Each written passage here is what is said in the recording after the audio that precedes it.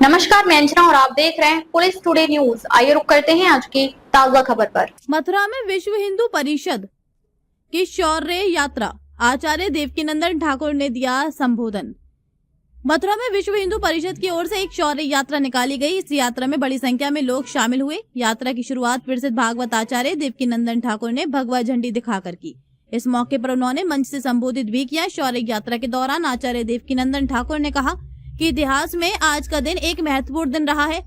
उन्होंने मंच से बोलते हुए कहा कि हमारे पूर्वजों ने अपनी श्रद्धा, अपने इतिहास और अपनी पहचान को बचाने के लिए बहुत संघर्ष किए हैं। उनके संघर्षों और योगदान को हम हमेशा याद रखेंगे। उन्होंने आगे कहा कि सिर्फ एक स्थान पाकर खुश हो जाना पर्याप्त नहीं है। हमारे पूर्वजों ने जो खोया है वह बहुत बड़ा है, इसलिए समाज को अपनी विरासत और अपनी परंपराओं को समझते हुए आगे बढ़ने की जरूरत है। भाईचारे की बात करते हुए देवकीनंदन ठाकुर ने कहा कि भाईचारा तभी संभव है जब दोनों पक्ष समान भावना से आगे बढ़ें।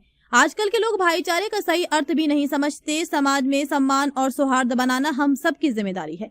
उन्होंने अपने संबोधन में कुछ धार्मिक स्थलों का जिक्र करते हुए ये भी कहा कि किसी भी पवित्र छवि या धार्मिक प्रतीक का अनादर करना उचित नहीं है। ऐसी घटनाएं समाज को बांटती हैं और सांप्रदायिक तनाव बढ़ाती हैं। देवकीनंदन ठाकुर ने भाषा में ये स्पष्ट किया कि उनका उद्देश्य किसी समुदाय को आहत करना नहीं, बल्कि समाज में जागरूकता फैलाना है। उन्होंने कहा कि हमारे देश की परंपरा अतिथि देवो भव की रही है। हमारे यहाँ रस खान और अब्दुल कलाम जैसे कई महान लोगों का सम्मान किया गया है। हमें हमेशा इस भावना को आगे बढ़ाना चाहिए। उन्होंने मंच से कहा कि देश की एकता, संस्कृति और सम्मान को बनाए रखना हर नागरिक की जिम्मेदारी है। किसी भी तरह की कट्टरता या वैचारिक टकराव देश के माहौल को बिगाड़ते हैं। यात्रा के अंत में उन्होंने सभी लोगों से शांतिपूर्ण तरीके से समाज में सकारात्मक संदेश फैलाने और देश की परंपराओं को मजबूत करने की अपील की। इस तरह मथुरा में शौर्य यात्रा शांतिपूर्ण माहौल में संपन्न हुई। विश्व हिंदू परिषद के पदाधिकारियों और बड़ी संख्या में श्रद्धालुओं ने इसमें हिस्सा लिया। प्रशासन पूरी यात्रा के दौरान मुस्तैद रहा। इस तरह से कहां से क्या रूट रहेगा? हाँ, शौर्य यात्रा की शुरुआत की जा रही है। कच्ची सड़क से शौर्य यात्रा चालू होगी है और भरतपुर गेट तक जाएगी और इसमें संपूर्ण पूरे मार्ग पर सुरक्षा व्यवस्था सुनिश्चित करा ली गई है। पीएसी का डिप्लॉयमेंट कर दिया गया है फोर्स का और ड्रोन से पूरी निगरानी की जा रही है। कहीं भी कोई किसी तरह की कोई अप्रिय घटना ना हो और पूरी ड्रोन से और पीएसी प्लस समस्त थानों का फोर्स जनपद के यहाँ लगाया गया है और अच्छे से शौर्य यात्रा निकलवाई जाएगी। तो कुछ संवेदनशील स्थान भी यहाँ से यात्रा निकलेगी, उसको लेकर किस तरीके से निगरानी की जा रही है? संवेदनशील स्थान तो ऐसा कुछ नहीं है। मिश्रित आबादी है बीच में कुछ एरिया, मिश्रित आबादी से भी शौर्य निकलेगी और मिश्रित आबादी से सभी लोगों से बातचीत हुई है। सभी लोग बढ़िया से निकलवाएंगे, किसी को कोई दिक्कत नहीं है इसमें निकलवाने में। करते हैं और ये ब्रज से अच्छा कौन बता सकता है हमारे यहाँ कितना आदर करते हैं रसखान जी का। करते हैं कि नहीं?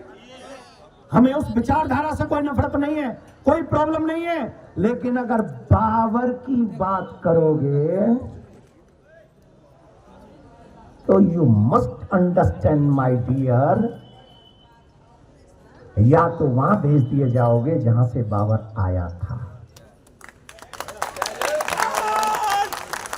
और या फिर वहां भेज दिया जाएगा जहां बाबर अभी, ये मैंने नहीं कहा, ये लोग कह रहे हैं, ये मैंने नहीं कहा, लेकिन बाबर के चाहने वालों को, बाबर की विचारधारा चाहने वाले लोगों को भारत में कोई स्थान नहीं है। यहाँ पर कलाम बन के रहिए, यहाँ पर रसखान बन के रहिए, हम आपको अपने गले लगाएंगे। अगर बाबर के दीवाने बन के रहोगे तो बिना डावर के सियावर रामचंद्र की। हमारे लोग कहते हैं देश के गद्दारों को नहीं, ये तुम कह रहे हो, मैं नहीं कह रहा हूं। तुमने जो कहा वो तुमने कहा, मैं ये कह रहा हूं देश के गद्दारों को गोली मारो, सालों को देश में रहने की कोई इजाजत नहीं है। मैं ये कह रहा था, बाकी का बीच वाला काम तुमने अपने आप बोला है। मैं इतना कहूंगा, ये सब जानते हैं कि बाबर देश के लिए शत्रु था। ये सब जानते हैं कि बाबर ने सिर्फ भारत पर आक्रमण नहीं किया था। ये सब जानते हैं कि बाबर ने देश की आत्मा के ऊपर आक्रमण किया था। आप बताइए, हमारे मंदिर तोड़ दिए जाएं और हमसे भाईचारे की आशा की जाए और वो कुछ भी न कहें। अभी हमसे पहले भाई साहब ने कहा और मैंने कई बार कहा कि तुम 3 जगह हमें दे दो अगर भाईचारा निभाना चाहते हो। एक देवबंद में बैठे रहते हैं बुजुर्ग से, आजकल उनकी तबीयत भी ऐसी है जैसी उनकी जुबान है। वो बार बार हम लोगों को टारगेट करते रहते हैं, लेकिन उनसे पूछो, देवबंद जहां बैठे हो, क्या कभी आपने कहा कि 100 करोड़ हिंदू यहां रहते हैं इस देश में और इनकी आस्था राम में है, इनकी आस्था कृष्ण में है, इनकी आस्था शिव में है, कम से कम इनकी स्थानों को जहां इनकी आस्था है वो छोड़ देना चाहिए, कभी कहा उन्होंने? शौर्य दिवस पर निकाली जा रही है यात्रा, क्या कहना चाहिए? ये एक परंपरागत यात्रा है जो बेहद कई वर्षों से निकलती आ रही है। उसी परिप्रेक्ष्य में आज ये यात्रा मथुरा नगर में शौर्य यात्रा के रूप में निकाली जा रही है।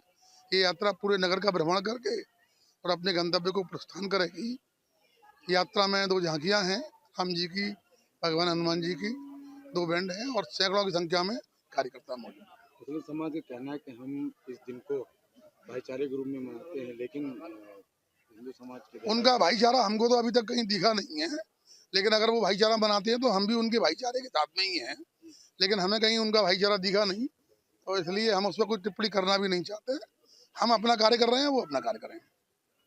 एक स्लोगन है, अयोध्या भी हमारी है, अब मथुरा की बारी है, क्या कहेंगे? ये धर्म संसद में पूज्य धर्माचार्यों द्वारा एक पूर्व संकल्पित है कि अयोध्या, मथुरा, काशी तीनों हमारे धर्म स्थल हैं जो जिनको हमें वापस हिंदू समाज को लेना है। इसी क्रम में अयोध्या का क्रम पूरा हो चुका है, भगवान राम का मंदिर प्रतिष्ठापित हो चुका और अभी वहाँ धर्म ध्वजा भी पूज्य प्रधानाचार्य जी द्वारा, पूज्य प्रधानमंत्री जी द्वारा स्थापित की जा चुकी है। अब हम मथुरा की लड़ाई जिस तरीके से अयोध्या की लड़ी है, उसी तरह की मथुरा की लड़ाई की तैयारी भी बहुत जोरदारी से शुरू कर रहे हैं। ये यात्रा कहाँ से कहाँ तक?